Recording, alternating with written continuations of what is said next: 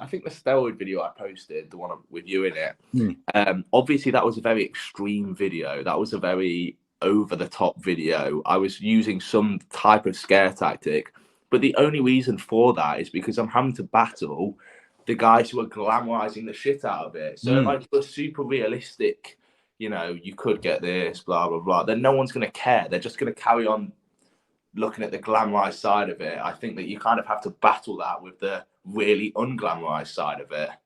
Man, like nail on the head there. Like that's like a lot of the comments I get on TikTok and stuff like that are just people slating me for like being, this isn't going to happen to everyone. Like, what are you doing posting this? And like that is literally it. You need to show the extreme bads Exactly. to Yeah. try and find that middle ground of people. Yeah.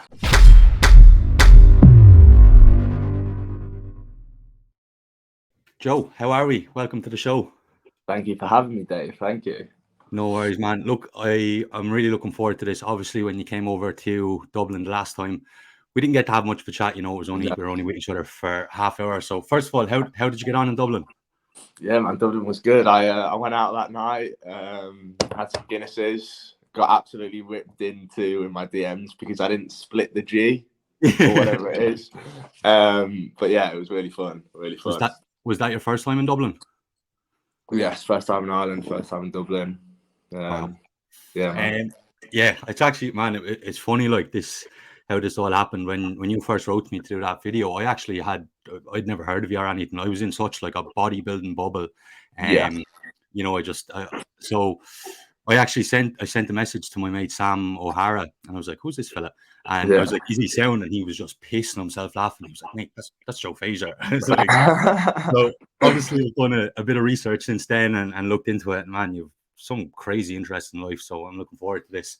So take me back to before the fame. To understand who you are now, what do I need to know about that time in your life? I guess we'll start from Skinny Joe back in the day. It was about year 10. I was in about year 10 at the time. I was extremely skinny. To put it into perspective, I was about 6'2", weighed 50 kilos. So very, very skinny. Like on a BMI scale, I know that you shouldn't 100% base everything off this, but on a BMI scale, I was severely underweight. And I just wanted to get bigger, really. So started hitting the gym. Was there for a year. I made some okay progress. Like I wasn't doing the most optimal stuff. My diet wasn't the best, but I'd gained a bit of muscle after being in the gym for a year. So I made a 1-year body transformation. And for some pre-context, the gym I went to was my local gym, and you had to be 16 to enter that gym. I was 14 when I entered, but luckily they didn't ask for ID, right? So I got in, worked out for a year, made some progress, posted a transformation video, which went viral. It's on like 30 million views now. However, the thing I didn't, which was stupid of me, was in the title of the transformation, I put 15 years old. And obviously you had to be 16 to be in that gym. And one of the trainers saw the video and it said I was 15. And I walked in one day, I was like, mate, I seen the video, I got kicked out, banned for life. So got kicked out of the gym. And then it was like, fuck. So I got a home gym. I wasn't as motivated after that. And I kind of stopped for a couple of years, like on and off for a couple of years. And then about start of just sixth form in Ireland. Sorry? Just sixth form. No. So what's before college? You have like secondary school. Yes, we go primary school, secondary school, college. Right, okay. So year 12 and 13 for me. What's that? Is that secondary school for you guys? Yeah, for us, it's like first to sixth year. And then after sixth year, you do your leaving cert and then you go to college then after that. Okay. So how old are you in your leaving cert? 17, 18. Yeah. Okay. So your leaving cert is my sixth form, basically. So at that point, I was like, right, I want to get back into this. So I started a series called Skinny Kid Bulking Up. And it was like the title says, it was basically, I posted a video every week and it was just following my journey, trying to bulk up. And I started gaining a bit of an audience from that. Nothing crazy. I was getting probably like 30,000, 40,000 views a video. Nothing crazy. Well, I mean, yeah, to be fair, like, it's still pretty mad. Like, it blew up for some reason. And I think the reason it did quite well was because, you know, in the fitness world at this time, everyone was big. Yeah. You know, the fitness world was dominated by big fuckers, strong fuckers. I was not big. I think I was unique in the sense that I was in the fitness world, but I wasn't big. I wanted you to follow my journey getting big. And I think that's kind of what did well. I was more relatable. And then lockdown hit, right? COVID-19, all of that. And I had nothing to do. My A-levels got cancelled, which are my big exams. And I was like, you know what? Right, screw this. Instead of once a week, I've got lockdown. I've got nothing to do. I'm stuck in the house every day. Let's make 2 videos a week. Let's just try and grind YouTube. So I did, and it just went insane. And I didn't have to go to university after that. I just carried on doing YouTube, and then we're brought to today, really, just carrying it on. That's absolutely unreal, man. When that blew up, so I saw in one of your videos your first transformation one got like 30 million views. Something that was your first viral video. Yeah. But what kind of videos were you doing before that? Because you had a YouTube channel before the fitness one, didn't you? Yeah, I've been doing YouTube all my life, pretty much, since I was about 9 years old. Basically, like, if I got into a phase, so if it was like skateboarding, magic, I don't know, parkour, I just got into loads of phases as a kid. And whenever I got into a phase, I'd make a channel out of it. But none of them ever did that well. Okay, yeah. And so when you started to kind of blow up then, and like the views and stuff started coming in, did you notice like any change in your relationships with the people around you, or like just the change in life in general? Yeah, so I think that initially when people started finding out about the YouTube, because obviously this video was going so viral, naturally people in my school started seeing it. I tried to keep it a secret.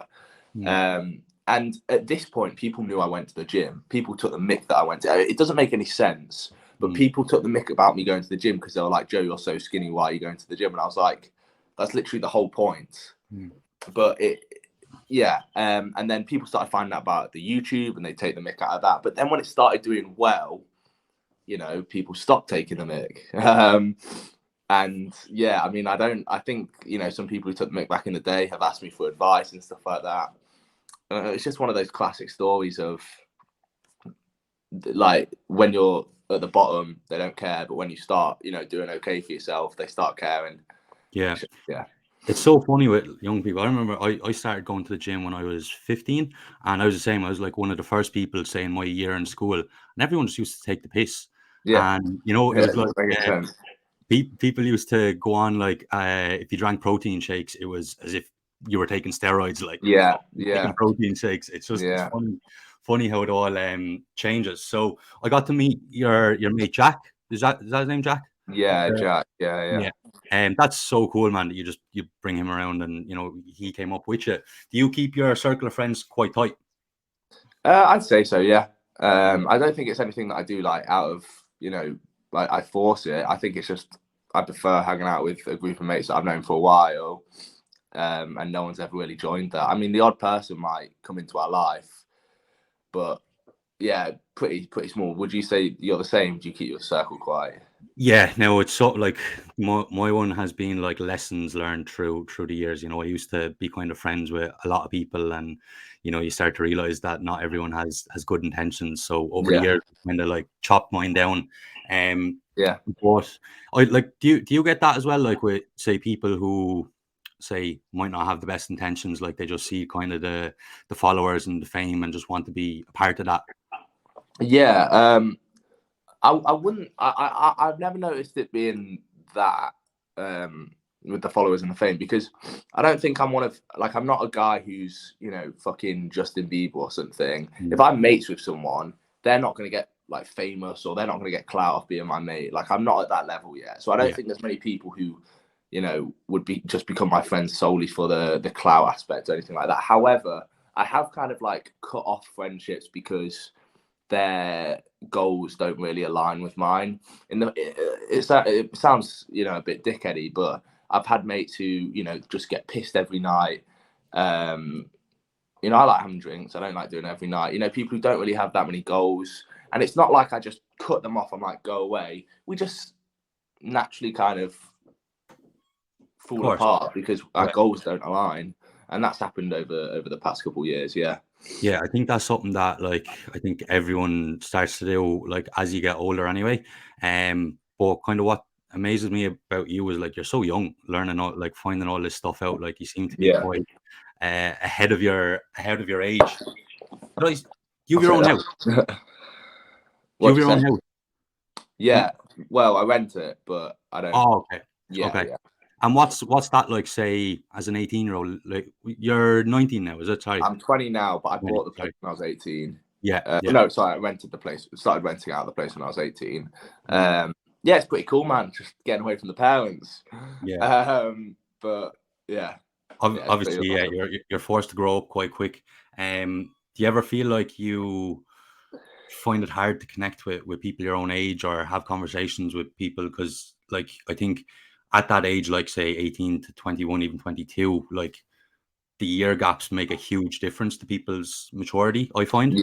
Yeah. Do you ever find that? Not really, no. I think if anything, I'm quite childish myself. Okay. Like I'm switched on when it comes to business sides of stuff and all of this, but when it comes to just like hanging out with my mates, that's left at the door. It just melts basically. Yeah, that's cool. That's cool. It's good to hear like that because you know it can go the other way. Like people can get very caught up in it, and yeah, it can just get messy. So, as you were, or sorry, where would you look at? You said you had like a business mind and stuff like that. Like, who do you bounce these ideas off? Is it yourself? Do you have someone you look up to, or? Yeah, my dad. I definitely, he's so switched on when it comes to this stuff. I've done some idiotic things in my time on YouTube, business wise, and he's kind of taught me how to, get better, all of this stuff. I then have my manager. Well, I say manager. We're kind of just really good mates now who work with each other, called Vinesh, and we go into loads of ventures together. And it's mainly just people that I trust. But yeah, man. Cool. And you obviously you have a good relationship with your parents then, yeah? Yeah, really good relationship. I live about 5 minutes away from theirs. See them every week. Yeah. Have they always been supportive of what you do and everything? So that's a funny one actually, because my mum and dad are very academic parents. So they're so big into school, do a vision every night, do this, do that, go to uni, like that's what you should do, right? However, when I was studying to go to university, or you guys call it college, my dad was like, yeah, you're going to uni, all of this sort of stuff. Lockdown hit, right? And I said to my dad, I was like, I'm going to give this YouTube thing a go. And he was like, yeah, give it a go. You're at lockdown. There's no harm in giving it a go. Then the second lockdown kind of ended and I was meant to go to uni. I was doing well. And as my dad is quite a business head, he saw the money coming in. Ultimately, that's what matters.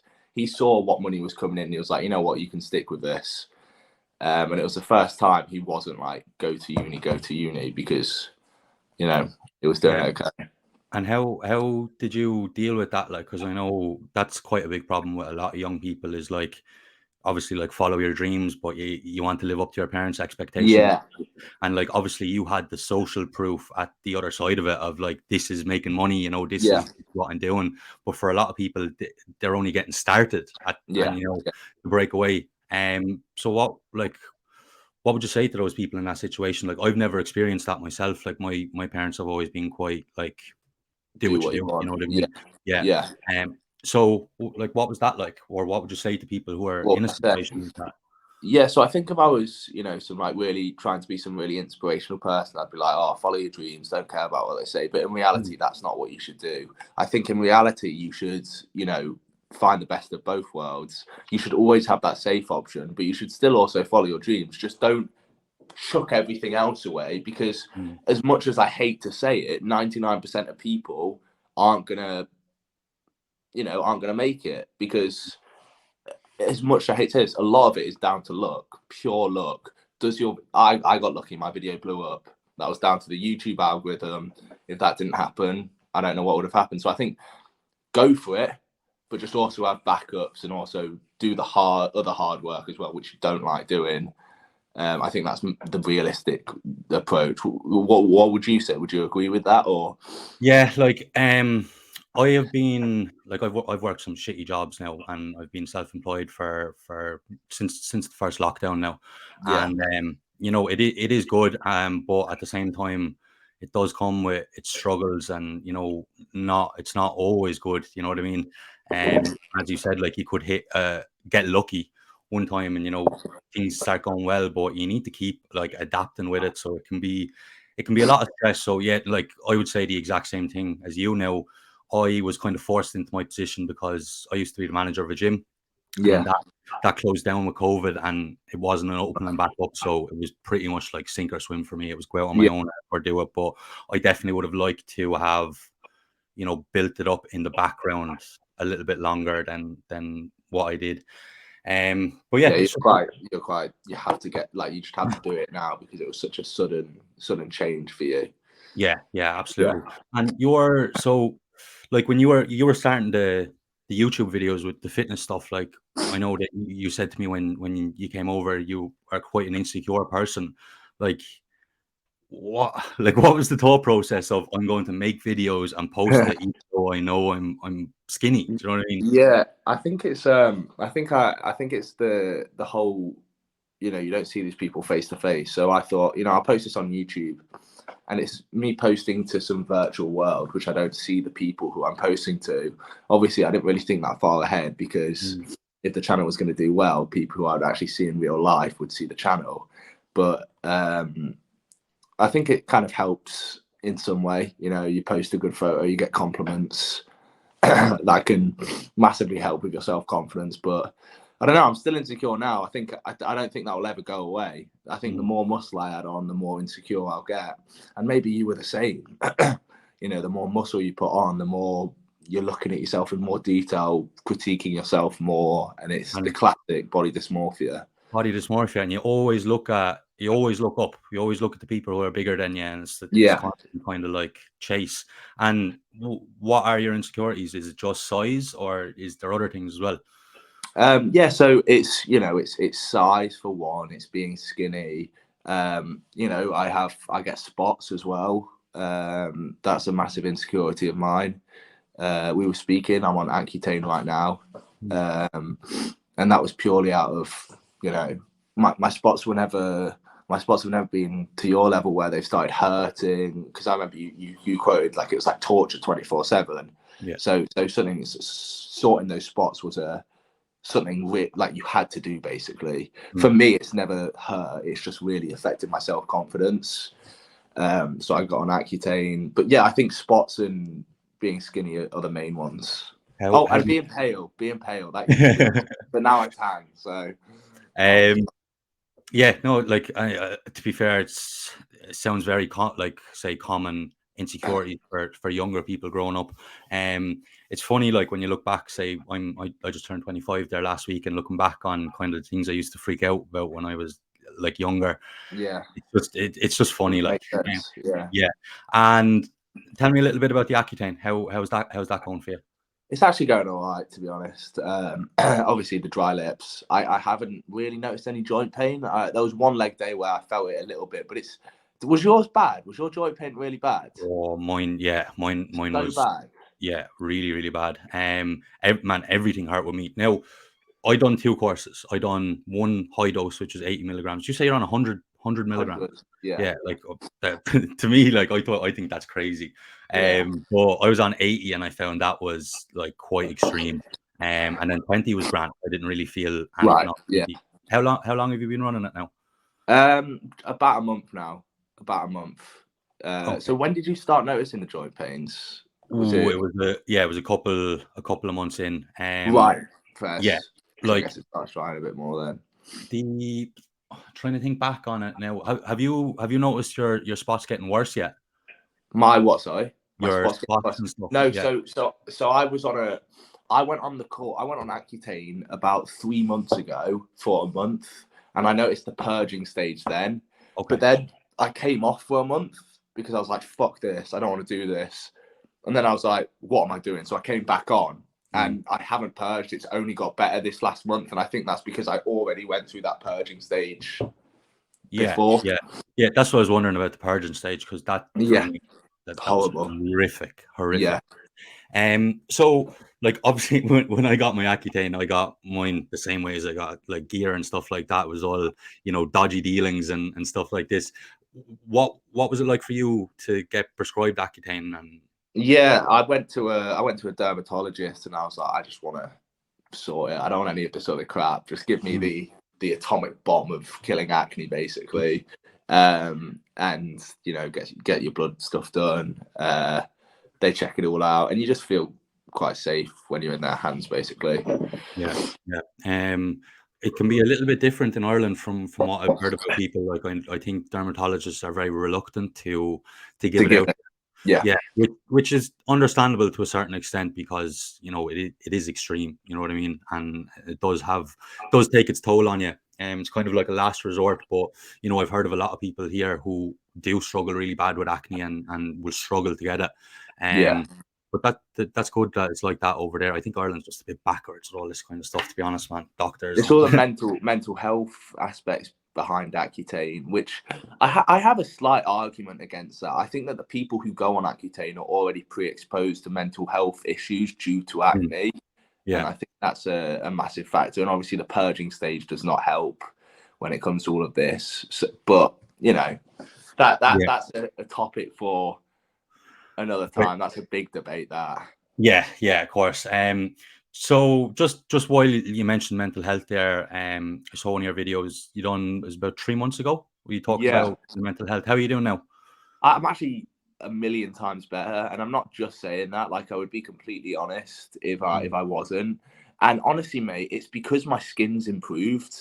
Like, genuinely, the thing is, right, my acne got so bad. Okay, I don't know what it was. I don't know why my acne got so bad. I've always struggled with it, but it got worse. Or maybe I was noticing it more because I started caring more about my appearance. I don't know, right?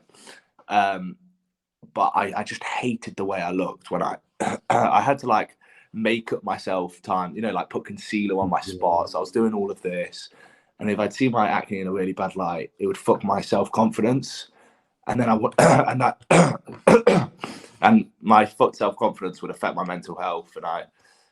And you know, ever since being on Accutane, my skin's massively improved, and I'm happy pretty much every day now. You know, I went from being happy every single day, never having any mental health problems, to literally every day feeling like shit because I'd see my skin and I'd hate it.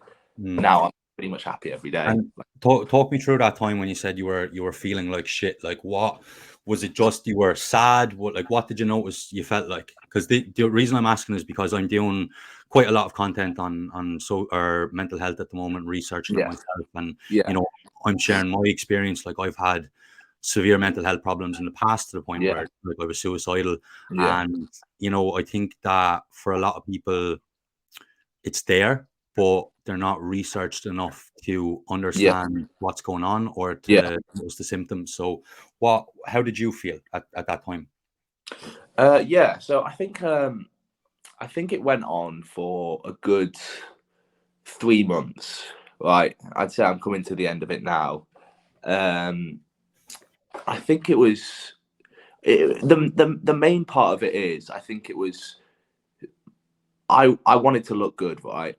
I go to the gym all the time, I tan all the time, and then when there's something I can't control, which is just making me think I look like the ugliest person in the world, that would not make me want to be seen in public. You know, all of this sort of stuff, and I don't know how to explain it. I just felt like shit. I didn't want to look in the mirror. There was a period of time where there's a mirror in my bathroom. I got rid of that because I just didn't want to see my reflection. That was what it was. It might be a vain reason, I don't know, but I felt like shit. Man, it's completely understandable when, you know, your face is your job, pretty much. You know what I mean? You're making videos, you're on social media. It's been seen by quite a lot of people. Like, it's completely understandable. And like, I was kind of like, I can really relate to that, because I remember when it was actually, were we during lockdown? I think it was during lockdown, and I was still self-employed at this time, Yeah, and I couldn't like record videos, take pictures because my face was just so spotty. yeah, Like, I was embarrassed about it, and then obviously, like, business started to go a bit quieter and everything off the back of it, and then there was the financial stress on top of that, and it just started yeah, like yeah. compounding and compounding. And yeah, it got nasty. So I understand that 100%. Do you How are you feeling? How are you feeling now? Like how are you doing nowadays? uh good and bad. Like, I'm definitely relieved to be on the other side of it, Yeah, and I don't mind the scars too much because, like, I remember going through that time and just thinking, I don't care about the marks that are left on my body. If this pain stops, I'll be okay. Do you know what yeah, I mean? It was the pain, it was the uncomfort for me. So I always said, like, if, like, when this goes away, I will just be so grateful that I'm not in pain anymore. yeah, So I always try to remind myself of that. But obviously, when I suppose you're putting yourself out, like, I've started putting myself out there on TikTok, and while that has helped massively, yeah, because I went through a phase where I just, obviously, like, I'm sure people knew about it, but I don't think they knew how bad it was, and I was always hiding that from people. yeah. And once I kind of came out with it, it was like a big weight lifted off my shoulders. But there's always, like, I'm sure you see it on TikTok is ruthless, man. Like, the comments and stuff like that. Yeah, yeah, As much as yeah, you try and kind of not pay attention to them, like, sometimes you read something and it's just, it could set yeah. you off. Like, do you find that, do you get much hate and stuff mentally, or not mentally? Do you get much hate online? I think that YouTube's a much less toxic environment than Mm, TikTok. I don't really get much now, which is awesome. yeah. Um, Obviously, I get the odd stuff, but nothing too extreme. But I agree with you completely. You try and just ignore it, but in reality, it's a lot harder said than done to just ignore some hate comments. Yeah. Have you ever had anything that has, like, say, someone said something, or, anything that has, like, really, really put, like, shaking you? Um, mm, there's not much that people can say. Like, there's the classic "you're still skinny" and stuff like Mm, that, but I get that all the time, and in my mind, it's like, okay, yeah, I'm still skinny, but that's the exact reason why I'm going to the gym. The comment mm, you're making doesn't really make much sense. That's why I'm pushing myself, all of this sort of stuff. mm. But no, nothing too extreme, to be honest. Yeah. That's never Uh, really affected me, like here or anything like that. Like, I'm fine with it, to be Good. honest. No, that's unreal to hear. I suppose my situation is a little bit different, obviously, because it's such a controversial kind of a Sure. topic. Yeah. Yeah, Yeah. you have, like, all the bodybuilders and the people who do take steroids are just have their back up straight away, like, and yeah, it's a rough one. Um, Sorry, I was gonna say, so. Oh, blanked. Sorry.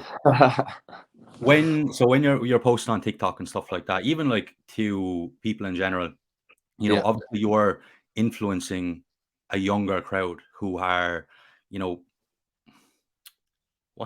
easily influenced, I suppose. Younger people are, Sure. Yeah. are Yeah. being Yeah. led. Do you get a lot of satisfaction off that, like, knowing that you're making a difference to people's lives, and or do you feel like pressure to it, or, like, what's your feelings behind that? Yeah.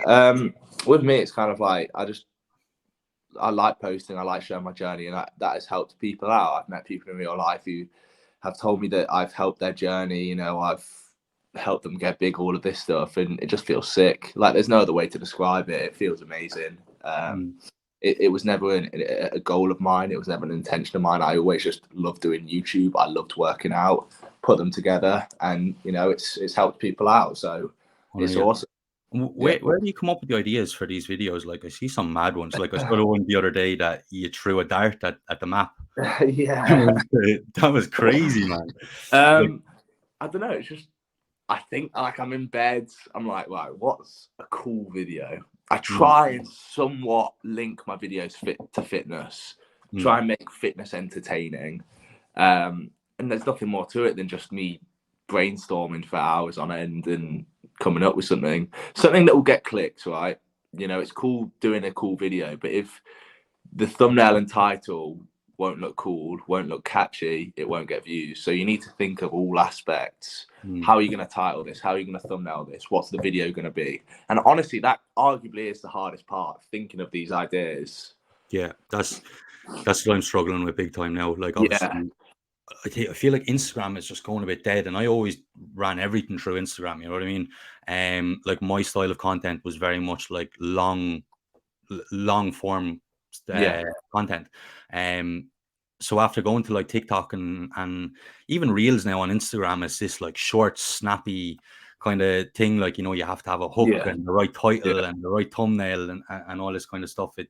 It's mad, but I'm enjoying it. I am enjoying it. But there's a lot of like positives and negatives to it. I think like a big thing I find with TikTok, and especially with what I'm doing with it, like talking about steroids and stuff, like what I have noticed is the younger generation is, as I said, like easily influenced. And then all of a sudden it's this 15-second clip of someone being skinny, and then boom, I took steroids. Here's me, you, and all these young people's eyes are just lighting up, and they're like, "Oh yes, give me some of that."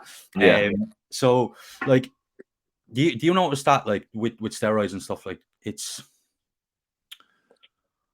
people try and how to word this without glamorize it, maybe? Yeah, glamorize it. Yeah, perfect. Yeah, people are trying to like glamorize it. What's your opinion on that? Yeah, I think that, I mean, I remember we spoke about this a bit when we were in Dublin. I think that it's massively glamorized nowadays. Like you said, you see the quick 15-second transformation, and the younger guys are like, right, I got to do this. You know, this guy's still alive. This guy's looking amazing. Let me do it. And I think there's more on social media about these big fuckers than the guys who, you know, are now fucked from steroids and don't want to speak about it. Obviously, there's extreme cases. Like, you are as unfortunate as you are an extreme case. But like you said, do you want to take the risk? You know, is it worth it? There's many health side effects. You know, you can become infertile from taking steroids. You know, again, nothing's 100% because everybody's body is different. But it's something that people need to think more into, rather than just seeing a quick 15-second transformation and thinking, yeah, I want to do that. You know, and I think you said that the mistake you made was being like, right, I'm going to go on this anyway. Why not now? Instead, maybe you should have, I don't know, maybe researched it for a long period of time, done it for a long period of time. I don't know. But yeah, man. What do you think? Like, yeah, I do think that, like, as I said, it's glamorized, and, you know, people are getting the wrong idea. Now, I'm not anti-steroids, and this is kind of, I try to make this very, very clear in all my TikToks and like any bit of content. I'm not anti-steroids. I'm not anti-bodybuilding. I am simply that 1 in a million. That, because I remember when, like, same with anything, steroids, like, if you go, like, people going out at the weekend taking cocaine and pills and stuff like that, like, you hear of this, like, oh, the 1 in a million chance it's going to be me, and you're just like, that's not going to be me. You know what I mean? And then all of a sudden it is. Do you know what I mean? Yeah, like, it is. It's tricky. Like, we had one in Waterford, where I'm from, about a vaccine, you know, like when people were getting the COVID vaccines and stuff, and hearing like everyone going and getting vaccine, and they're like, oh sure, what are the odds it's gonna happen to me? And then all of a sudden it happens to someone close to you, and you're like, it hits home, like, you know. And I think that, that's something that people need to take a little bit more consideration into. Like, when you research the side effects, actually think about, okay, if this happened to me, how would I handle that? You know what I mean? Rather than just being like, yeah, oh, acne, mental health, like bad temper, all this kind of stuff, I can put up with that. Like, actually try and picture what it would be like. What it would be like. Yeah. I think. Do you think that it's here to stay? Like, proper here to stay, like, couple of years, like Instagram has been? Yeah, I mean, if you'd asked me in lockdown, I was like, oh, this is just a lockdown thing. Like, no, you know, it's not going to last. But you know what? I got proved wrong. And I think that TikTok is going to last, which I'm not happy about, because it makes viewer attention span very short. So for YouTubers like myself, it makes life a lot more difficult. But yeah, I think it is here to stay. Yeah, absolutely. Like, I'd be saying to a lot of my friends and stuff who are into coaching and all that, and they still haven't went over. And to be fair, I didn't either. I had, before I made that account to like a couple, 2-3 months ago, I had never downloaded TikTok onto my phone. I didn't know anything about it. You know what I mean? Because I was like, look, it's going to be one of those things that's going to come and go. Oh my God, I'm actually blown away. But it's very good at the same time. Now, for what I do, like say on Instagram, if I got 10 inquiries for coaching through Instagram, I might convert 9 of them. Whereas on TikTok, if I get 10, I might get none or 1. Do you know what I mean? It's a weird one to try and grasp, but like even the way Instagram and stuff is going now, I think that, you know, for anyone who is looking to make a living off social media, TikTok, you said it in that, you said it in that in the TikTok I put up about the content creation, like the algorithm is just so good on it. So friendly to small creators. And that's unreal. But man, the YouTube thing is mad that yours went to 30 million off that. I just got really lucky. How is TikTok? Is TikTok positively affected your coaching? Like, are you getting a lot more clients through TikTok, or is it still just Instagram? It's still just Instagram. Like when I first done the post, I got a few people from America and stuff like that. But see, the thing is with TikTok is it's a much younger generation. And what I'm selling, you know what I mean? It's quite an expensive service compared to, say, like your phone bill or something like that, you know. So younger people, it would be the last thing that they'd invest in. Do you know what I mean? And which is a little bit fucked up as well, because you get again coming back to the steroids and stuff like that, you get people who will drop, you know what I mean, all this money on getting gear and pins and and getting your bloods done and all this kind of stuff, but won't invest money into learning how to train and eat properly. You know what I mean? Where do you go to for like fitness advice? I'm the classic. I go to YouTube, I go to Reddit, I go to myself, you know, I try stuff. I'm a big advocate in, you know, testing stuff out. So I've tried loads of different programs, I've tried loads of different diets, and I see what works. I've tried different exercises, different rep ranges, and I just see what works and see what doesn't.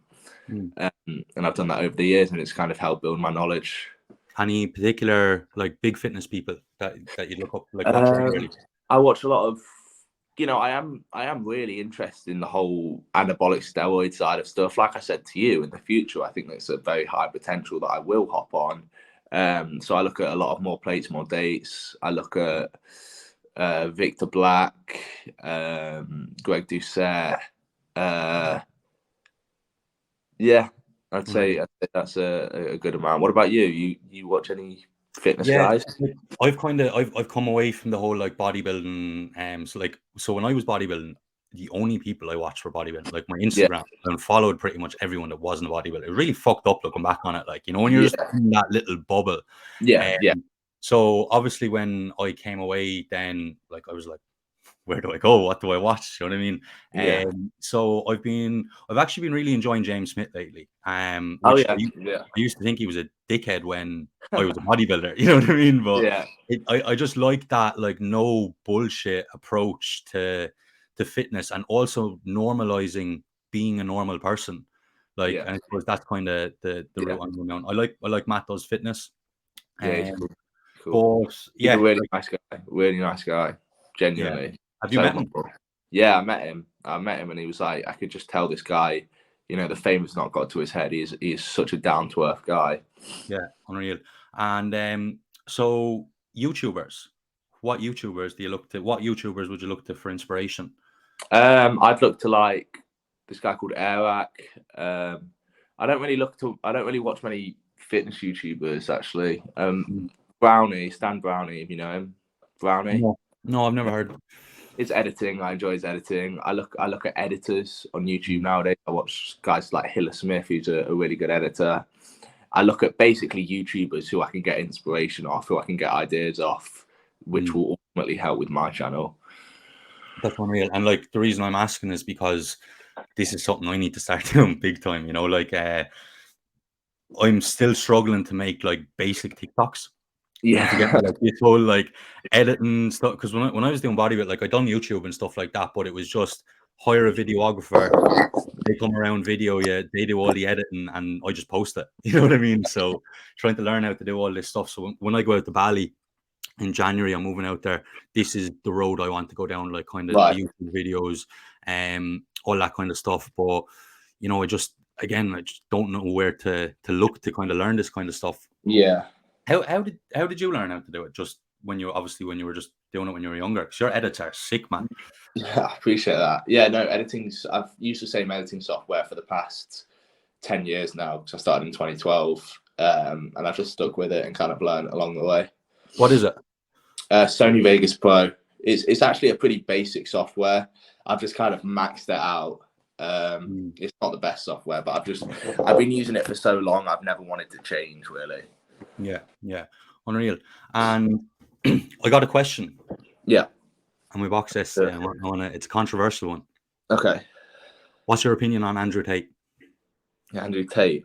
Yeah. I think that he makes some good points. I think he makes some idiotic points. I think the reason he makes idiotic points is for just more publicity, pretty much. I think he's a pretty clever guy when it comes to marketing.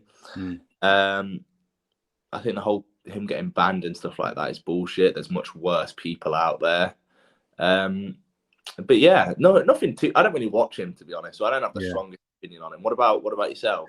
I'm the exact same, man. I haven't watched too much. Like, I started trying to watch like some of the longer interviews before he got banned. You know, when everyone was kind of talking about it. But yeah, it's a weird one. Like with people like that, Andrew Tate, same with like Jake Paul, Logan Paul, those kind of people. Like, I just have to respect the knowledge in like, yeah, they're saying shit, but they know exactly what they're doing. Yeah, you know they market themselves. Yeah, and you just have to respect that kind of stuff. Yeah, I agree. Yeah, but yeah. Anyways, Joe, that was an absolutely unreal chat, bud. Gonna wrap things up there. Do you want to plug your YouTube or not? Sure, it's all just Joe Fazer. Joe Fazer on everything. Yeah. So if anyone wants to check that out, you know, me and Dave did a video the other day. Go check that out if you want to learn more about anabolic steroids. Dave, mate, like I said, you're one of the nicest guys I've met, genuinely. Really appreciate you helping out with the video. Really appreciate you letting me on the podcast. Yeah, man. It's been an absolute pleasure. Thank you so much for coming on. Thank you, mate. Thank you very much.